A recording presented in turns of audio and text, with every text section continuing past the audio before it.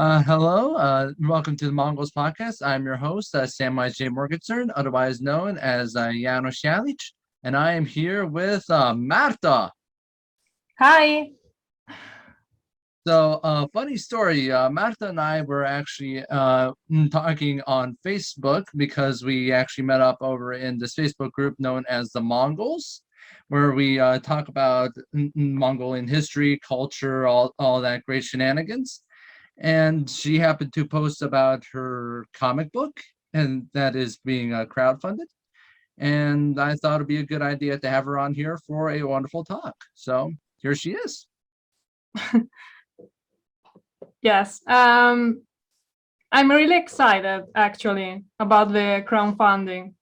It's my first serious job, so I'm ready to begin and draw some shamans. Awesome. So let's just get into the interview. First question, what inspired you to be a comic book artist? Oh, well, I've been drawing for a long time, since I can remember. I think I decided to be a comic book artist when I was in elementary school. And which magazine was particularly important to me, and it inspired me. I don't know if you know which. It was like an Italian manga. I don't know how to say. I didn't know Italy had manga. I mean, like, Yeah, obviously we you have translations of like the stuff that comes out of Japan, but I didn't know you guys came up with similar stuff to that. yeah we also try to make mangas like Italian mangas, but it's not the same thing. It's something inspired too. Wow, that's really awesome. So yeah, that And yeah, even Sergio Toppi, it's another author that really inspired me during my adolescence. wow, that's really awesome. So tell me, how did you get interested in Mongol history, just in general? That is funny because I started years ago, but at the time I was working on a completely different story, with many characters taken from the classics books like Dracula or Dr. Jekyll and Mr. Hyde. And at some point, I say to myself, why don't we include a little Genghis Khan? So, it was a side character at first, but when I started to read books, search for references, I become more and more passionate about it. And so here I am. Wow, that's really awesome. That's I never thought that people would come into the history that sort of way, but I guess not everybody picks up a biography and just decides that, hey, I'm gonna make a show about these kinds of people for the rest of my life. Yeah, but if you read his life, it's very interesting because he started very poor at beginning, and he gone through serious problems, by his life, and it's like Star Wars in some way. Well, he does get to end his best friend. Yeah. Yeah, it's true. Yep. So, mm, that kind of leads into our third question. So, what exactly inspired you to make a comic book about Mongolian shamans during the 12th century?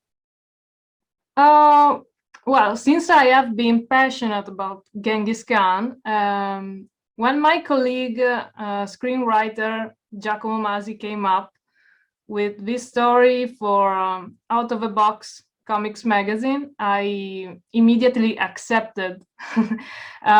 Sooner or later, I would also like to do a comic by myself, but for now, that is good. Wow. So obviously, since this is a book, comic book based on history, what sort of sources do you use to actually write about shamans? Well, I have bought some books like Shamanism and the Techniques of Ecstasy by Mircea Eliade. And I also have this other book about legends of Siberian shamans by Luciana Vagge Saccorotti, but I haven't read it yet. But it seems interesting, and even some websites are important to me for information, like Mongolia.it. And of course, we have Facebook with that awesome group we are in it. Ah, yeah, I can get that. Yeah. It's definitely helped me a lot on my journey on figuring out this podcast. I actually just had a fabulous interview with Byra. He's actually a journalist who lives in Mongolia, so it brings me a lot of information about how people often live today and also in the 12th century. Oh yeah, that's cool. Yeah. So while obviously we have a lot of different experiences with how and with how religion works during this time period. And obviously, there are many grand stories. I think I remember there is actually this very grand story that Jack Wilson once told me from, I believe, like it was the Golden History, where basically Chinghis Khan faces off against the ruler of the Xia dynasty. It's one of these many nomadic dynasties that rules over a certain part of China, and basically they go into this giant shape-shifting battle, and in the end, he wins by turning into Blue Heaven, also known as Tengri. So, um, could you just sort of give the audience like some sort of a brief summary of what do you know about Mongolian religion? Well, I really don't know much about that, but I started reading it these days, so I have to check up. Ah, so yeah, that it is often a relatively vague thing to get into. It's obviously not it's not the easiest thing to discuss. Even I can't figure out full on everything. And most of the I time, bought, yeah, it's that I bought so many books, and in these months I'm trying to gather some information, and I don't want to say stupid things because I really care about it. yeah, I can get that. So just curious, as you may know, we've both read a lot of different stories on the Mongols. But what is honestly your favorite? Oh, well, my favorite story about the Mongols is the legend of one of the ancestors of Genghis Khan, who was strong enough to sleep with bare skin near the fire without burning himself. I think I read it in The Secret History of the Mongols, and it's the oldest work in the Mongolian language. Yeah, I actually have an old episode talking about the secret history. It's quite a fascinating piece of work. Although Yeah, I love it. I love it. yeah, I actually remember writing this really famous story when I was talking about it with my friend Jack Meister, and he actually mentioned that apparently Genghis Khan had like one of the weirdest fears I've ever heard of as far as world conquerors go. Apparently, he was like deathly scared of dogs. Don't ask me how that works. Oh yeah. Like, But like imagine like who would win in a battle? The greatest conqueror in the world or this little dog? Well, some dogs are scary. So Yeah, that is true. That is true. Maybe who was just scared of the bigger ones. yeah.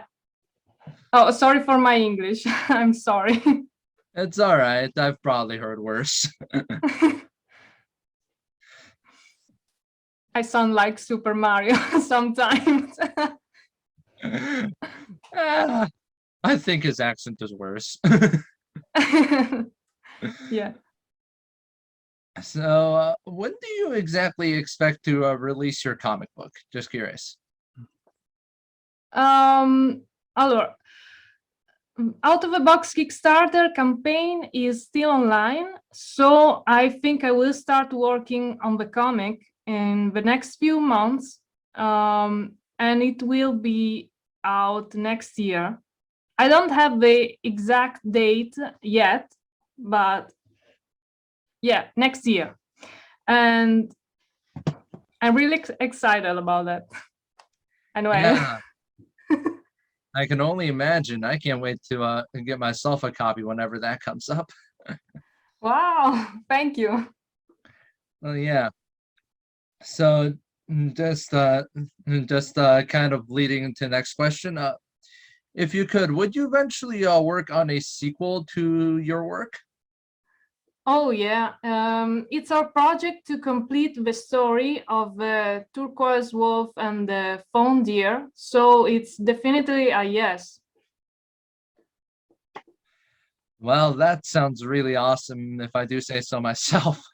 Because like because obviously I always feel like Mongolia is just kind of often ignored subject in just history and pop culture in general. And just seeing more content about it just makes my younger side scream. Oh yeah, yeah. I also get the same feeling. Years ago, I found this other artist. I think her name is Anastasia Kim, that started to make some studies about Temujin, and I was so happy not to be the only one. That's always a great thing. And as for the last major question that I'm going to ask, where can people go and support your work? I have a Facebook page that goes by the name Ink Marta Zaccarini. That is my name. You can also find me on Instagram by Artatram. It's a little bit difficult to say it, but yeah. And I'm on Twitter by Marta Zaccarini. Well, I'll make sure to put all those links in the description. Yeah, but my name could sound a little bit hard to understand, That's all especially right. my surname.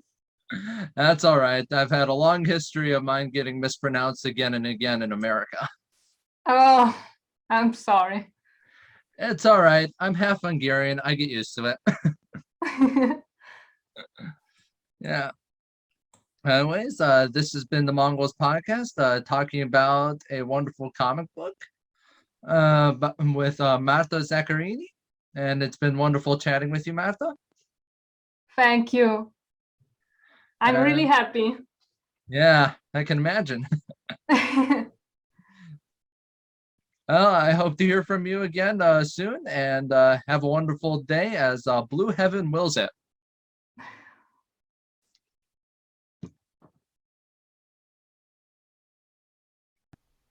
If you like this segment of the Mongols podcast, be sure to check me out on Substack, TikTok, or YouTube, Facebook, or Twitter. You can also follow me on Tumblr and check out my podcast where all podcasts are found, and support me on Patreon and PayPal. After all that, just have a good day and be safe as Blue Heaven wills it.